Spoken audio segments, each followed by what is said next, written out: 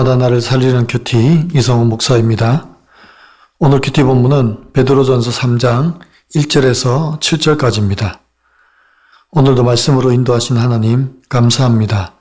하나님 앞에 값진 것이 무엇인지 알기를 원합니다. 말씀해 주시옵소서. 듣겠습니다. 하나님 앞에 값진 것은 첫째로 두려워하며 정결한 행실입니다. 1절입니다. 아내들아 이와 같이 자기 남편에게 순종하라. 이는 혹 말씀을 순종하지 않는 자라도 말로 말미암지 않고 그 아내의 행실로 말미암아 구원을 받게 하려 함이니 라고 합니다. 사도 베드로는 먼저 아내들에게 순종하라고 합니다. 그리고 3장을 시작하면서 이와 같이 라고 합니다. 이 말은 2장에서 그가 다룬 그리스도의 고난과 순종을 생각하며 남편에게 순종하라는 것입니다. 혹 믿지 않는 남편을 전도하기 위해서 언어나 혹은 설득의 방법으로 하지 않고 아내의 선한 행실로 구원을 받게 하라는 것입니다. 왜냐하면 2절 말씀과 같이 남편들은 아내의 두려워하며 정결한 행실을 보기 때문입니다. 2절에서 아내의 두려워하는 행실은 남편의 권위나 화를 두려워하는 비굴한 태도를 말하는 것이 아니라 하나님을 두려워하는 경외심을 말합니다. 또 정결한 행실이라는 것은 거룩함 혹은 순결함으로 표현할 수 있는데 세상의 가치관이나 부도덕한 풍습에 물들지 않은 그리스도인의 거룩한 삶의 방식을 말합니다. 아내의 이런 경외함과 정결함이 남편을 구원하는 도구가 된다고 말씀하고 있습니다. 3절과 4절입니다. 너희의 단장은 머리를 꾸미고 금을 차고 아름다운 옷을 입는 외모로 하지 말고 오직 마음에 숨은 사람을 온유하고 안장한 심령에 썩지 아니할 것으로 하라. 이는 하나님 앞에 값진 것이니라고 합니다. 사도 베드로는 당시 여인들이 집착하던 외적 치장, 머리를 꾸미고 금을 차고 아름다운 옷을 입는 것과 대비하여 성도의 진정한 아름다움은 마음의 숨은 온유함과 안정한 심령에 썩지 아니할 것으로부터 나와야 함을 강조합니다. 세상은 사람을 외모로 평가하지만 하나님은 그 사람 안에 있는 거룩함과 정결함을 보십니다. 그래서 하나님 앞에 진정한 값진 것은 하나님을 경외하고 정결하게 행하는 것입니다.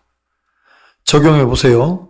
나의 시선과 가치관은 지금 어디를 향해 있습니까? 세상입니까? 하나님입니까? 나의 행실이 누군가에게 하나님을 보여주는 통로가 되고 있습니까? 하나님 앞에 값진 것은 둘째로 귀히 여기는 것입니다. 사도 베드로는 5절과 6절에서 하나님께 소망을 둔 부녀들이 자기 남편에게 순종함으로 자기를 단장했다고 하며 아브라함의 아내 사라를 예로 들고 있습니다. 그리고 사라와 같이 순종한 여인들을 사라의 딸이 된 것이라고 말합니다. 사라는 아브라함을 완벽히 순종한 여인이 아닙니다. 아브라함이 자기 목숨을 구하려고 사라를 누이라고 속여 위기에 빠뜨렸을 때도 사라는 남편 아브라함이 아니라 하나님을 전적으로 신뢰하며 순종했습니다. 즉 사라의 순종의 근거는 하나님을 향한 소망 때문이었습니다. 7절입니다. 남편들아 이와 같이 지식을 따라 너희 아내와 동거하고 그를 더 연약한 그릇이요 또 생명의 은혜를 함께 이어받을 자로 알아 귀히 여기라. 이는 너희 기도가 막히지 아니하게 하려 함이라고 합니다. 이제 사도 베드로는 남편들에게 주시는 권면을 통해 하나님과의 관계가 부부 관계와 어떻게 연결되는지를 보여줍니다. 남편은 지식을 따라 아내와 동거해야 한다고 합니다. 여기서 말하는 지식은 단순한 세상 지식이 아니라 우리를 창조하신 하나님을 아는 지식을 말합니다. 즉 아내를 대할 때 하나님께서 우리를 어떻게 창조하셨는지에 대한 이해를 가지고 아내와 동거해야 함을 말씀하시는 것입니다. 또 아내를 연약한 그릇, 생명의 은혜를 함께 이어받을 자로 귀히 여기라고 합니다. 사도 베드로는 당시 여성을 남성의 부속물처럼 여기던 가부장적 사회에서 아내가 남편과 동일하게 하나님의 나라를 유업으로 이어받을 공동 상속자임을 선포하고 있는 것입니다. 아내는 내 신앙의 보조자가 아니라 하나님 앞에서 나와 똑같은 영광의 무게를 가진 거룩한 동력자입니다. 따라서 남편은 아내를 영적인 동력자이며 동행자로 함께 하나님의 나라의 유업을 이어가야 합니다.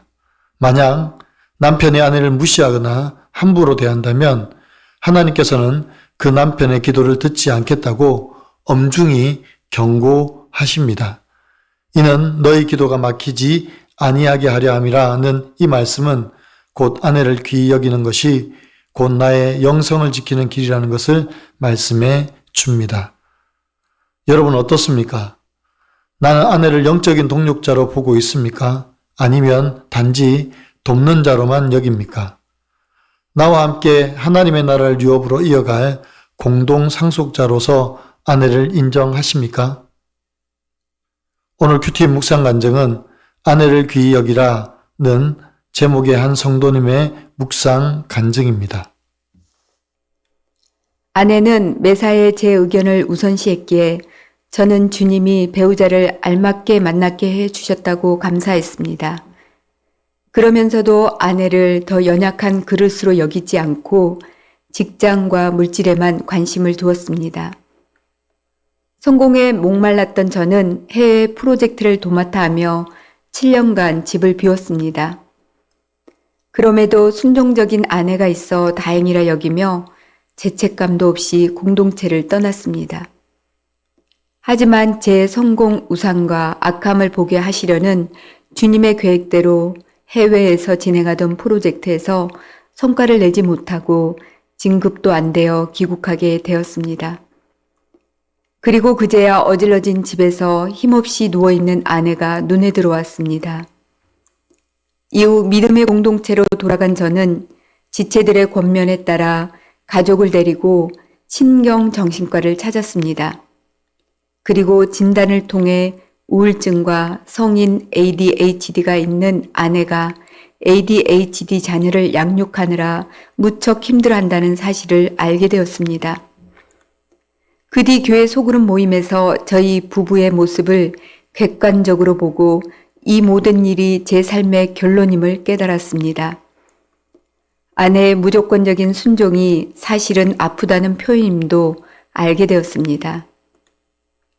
돌아보면 저는 7년간 해외 출장을 다니며 육아와 외국 생활에 지친 아내를 홀로 방치했고 주재원으로 함께 외국 생활을 할 때조차 다른 지역으로 2년간 떠나 있어 아내를 외롭게 했습니다. 저의 의로움과 자기의 성공 욕심과 교만으로 가득 차서 아내를 더 연약한 그릇으로 여기지 않았던 것을 회개합니다. 제게 찾아온 직장 고난이 저와 저희 가정을 회복시키시려는 하나님의 뜻임을 깨닫습니다. 저의 무관심으로 마음이 병들었던 아내와 가정을 치료해 주신 하나님의 은혜에 감사드립니다. 저의 적용은 아내가 집안일을 부탁하면 핑계대지 않고 청소와 정리를 하겠습니다. 아내의 부족함을 지적하기보다는 가정에 무관심한 제 죄를 먼저 회개하겠습니다. 입니다. 사랑하는 성도 여러분, 하나님 앞에 값진 것은 세상이 추구하는 외적인 것이 아니라 하나님을 경외하는 마음에서 우러나오는 정결하고 온유한 삶입니다. 이러한 삶은 말이 아닌 행실로 복음을 증거하는 것이며 가장 가까운 사람에게조차 그리스도의 향기를 전하는 능력이 되는 것입니다. 또한 하나님 앞에 값진 것은 배우자를 귀히 여기는 것이고 남편이든 아내이든 서로를 생명의 은혜를 함께 이어받을 공동 상속자로 인정하고 존중할 때 우리가 하나님께 막힘없는 기도를 드릴 수 있습니다. 또 우리 가정이 하나님이 보시기 값진 것들로 채워질 때 세상은 우리를 보고 도전을 받게 되고 우리 가정은 복음의 전진 기지가 될 것입니다.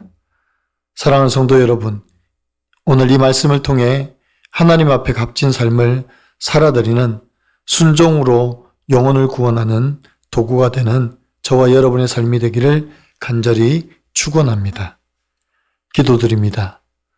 사랑하는 주님, 우리는 너무 자주 세상의 눈으로 사람을 판단하고 외적인 것에 집착하며 살아왔음을 고백합니다.